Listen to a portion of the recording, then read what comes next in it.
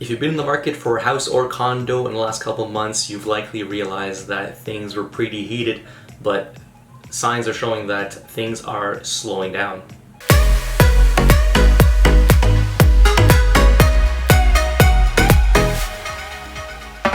Good day, Roch St-Georges, real estate broker here in Ottawa, Canada. If you've been in the market for a house, you've realized that shopping for a house in the last couple of months has been pretty crazy. Buyers are still competing against each other to secure houses, and that's been happening since the early start of the pandemic, I guess, as things were starting to slowly open up. The demand for housing in our city is definitely outpacing the supplies, and many buyers are competing against each other to secure their home, often requiring them to rush to see the house and perhaps even pay even more than the asking price to secure the home. The average condo price in Ottawa for the month of June 2021 was $435,000, which is an increase of 21% over June of 2020.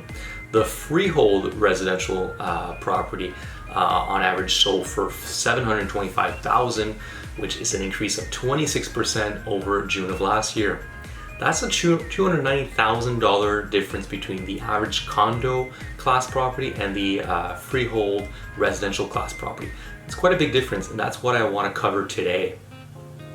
While we're seeing many builders continue to build out some residential condos in our city, we tend to see a lot more apartment style condos being built, and these row type condos are not as common these days. For this reason, condo townhouse are often found in older areas of our city.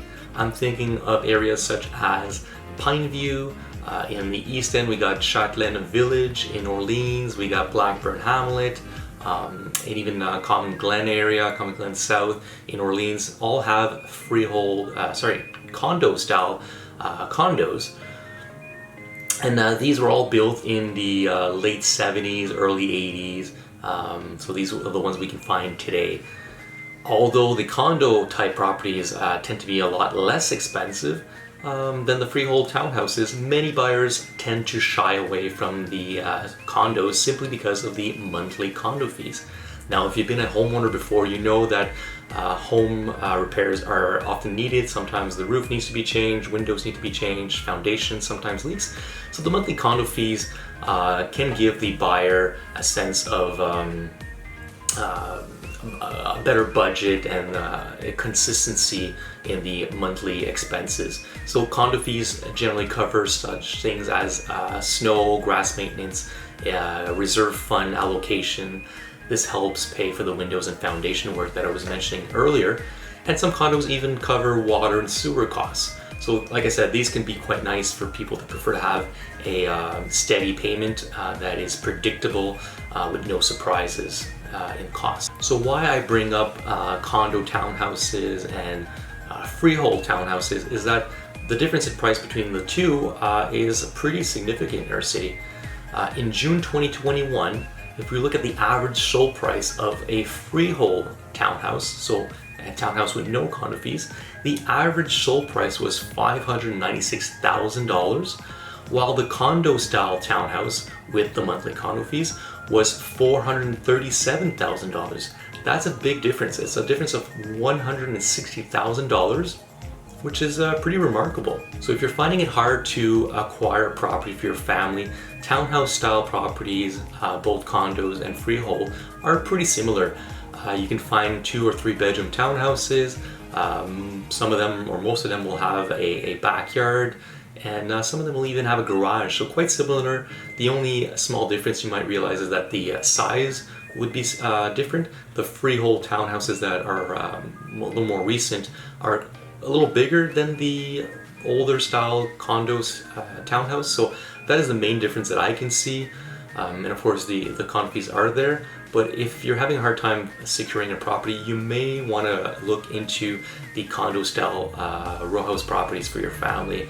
They do offer a good alternative to the freehold model. Now, prices have been coming down a little bit. The median sell price for a freehold townhouse has gone from $580,000 in January 2021 to a peak of 615,000 in March 2021.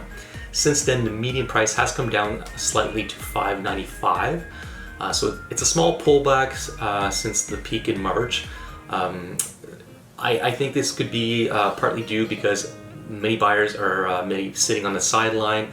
Some buyers might be fatigued by the COVID lockdowns and might be going away on vacation, focusing on family and not focusing on the shopping for homes.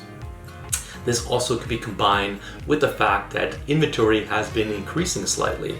So it's improving, which often translates to less bidding wars, as we've seen earlier this year. So less competition on homes basically means buyers are no longer required to compete against other buyers sometimes, and they don't have to overpay or pay more than asking essentially on the house.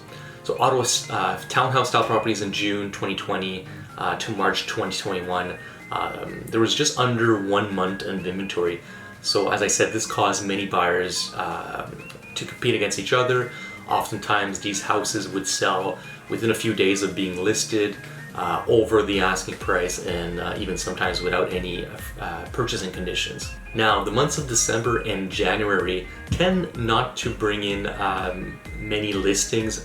Oftentimes people tend to wait after the holidays before placing their home on the market.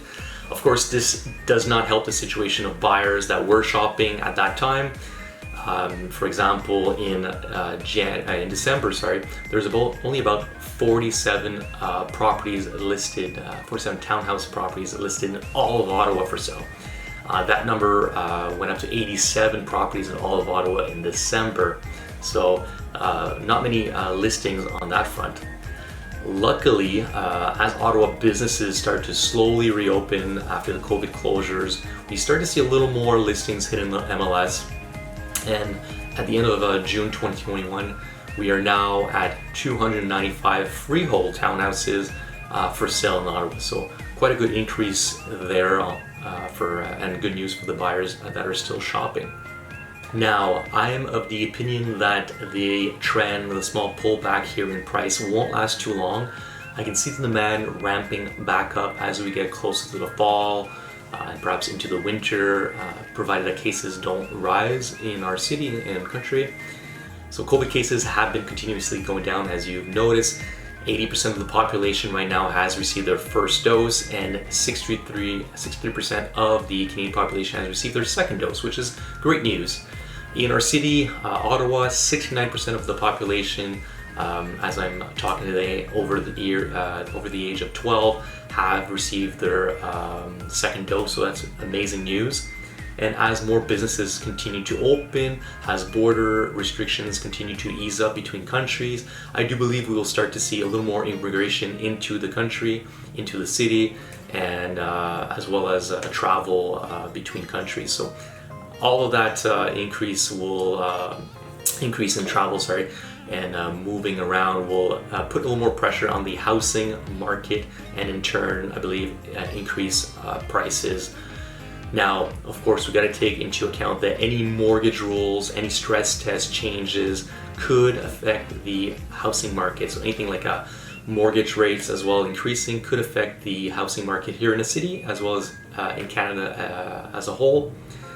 But we've been told by the Bank of Canada that they seem to be saying that they want to keep the interest rate at a near zero level, and until the economy is ready to take a higher increase, which they don't think will happen until the second half of 2022. Now, if you're in the market to sell, to purchase a house in the city of Ottawa, if you want to discuss, please feel free to text me, call me, or send me an email. Si vous voulez discuter d'immobilier dans la région d'Ottawa et vous voulez discuter avec moi, s'il vous plaît, m'appelez au 613-889-7732. Ça me ferait plaisir de discuter avec vous. Merci, au revoir, bonne journée.